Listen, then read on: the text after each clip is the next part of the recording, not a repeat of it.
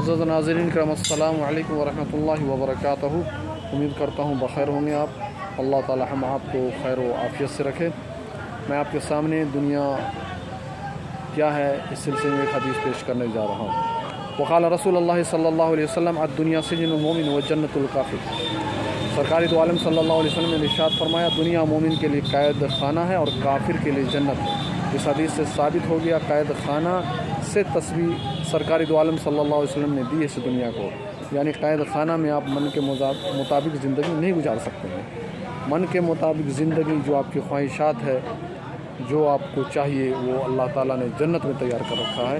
हम आपको यहाँ शरीयत मुहम्मदी के क़वानीन को फॉलो करना पड़ेगा, इसलिए उसका एक हुदूद है, उस हुदूद को मद्देनज़र रखते हुए अपनी ज़िंदगी गुजारनी पड़ेगी और अपनी इस्लाह करने की हमें फ़िक्र करनी होगी।